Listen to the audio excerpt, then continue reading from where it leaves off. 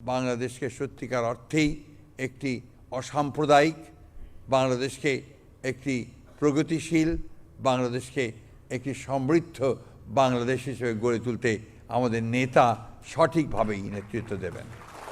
চাই দেশ আমাদের রাষ্ট্রের নতুন নায়ক, যিনি আমাদের নতুন করে পথ চলার অনুপ্রেরণা দিচ্ছেন, আমাদের প্রধানমন্ত্রী মাননীয় জনাব তারেক রহমান সাহেবকে। আমি আজকে এখানে বক্তব্য রাখতে হবে, এই জন্য প্রস্তুত ছিলাম না, কিন্তু অভূতপূর্ব এই অনুষ্ঠানে আমি সত্যি অভিভূত। আজকে প্রথমবারের মতো আমি দেখলাম যে আমরা যেগুলো চিন্তা করতাম, যেগুলো ভাবতাম, সেটা এখন বাস্তবায়িত হতে চলেছে। বিশেষ করে নির্বাচনের পূর্বে আমরা আমাদের নিজস্ব এলাকায় গিয়ে যে সমস্ত প্রতিশ্রুতিগুলো দিয়েছি, সেই প্রতিশ্রুতিগুলো এক মাসের মধ্যেই যে বাস্তবায়িত হতে পারে, এটা আমাদের অনেকের মনের মধ্যে বোধহয় সংশয় ছিল।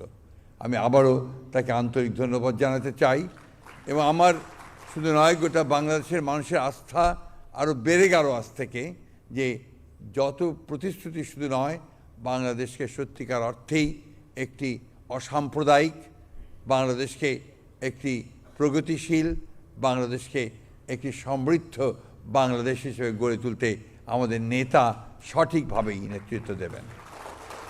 দেশনেত্রী বেগম খালেদা জিয়া প্রায়ই একটা কথা বলতেন, যখনই আমরা বিভিন্ন ধর্মের নেতৃবর্গের সঙ্গে মিলিত হতাম গুলশান কার্যালয়ে, তিনি সবসময় একটা কথা বলতেন যে আপনারা কেউ নিজেদেরকে সংখ্যালঘু ভাববেন না। বাংলাদেশ একটা হচ্ছে অসাম্প্রদায়িক দেশ, এখানে সবাই সমান এবং সকলের সমান অধিকার রয়েছে সংবিধানে।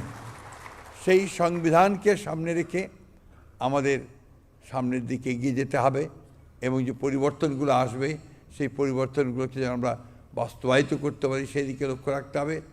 আর একটা কথা আমাদের সবসময় মনে রাখতে হবে, 1971 সালে স্বাধীনতা যুদ্ধ আমরা করেছিলাম, হিন্দু, মুসলমান, বৌদ্ধ, খ্রিস্টান সবাই একসাথে একযোগে আমরা যেন আমাদের স্বাধীনতা ঘোষক শহীদ প্রেসিডেন্ট জিয়া রহমানের সেই স্বপ্নকে আমরা যেন বাস্তবায়িত করতে পারি।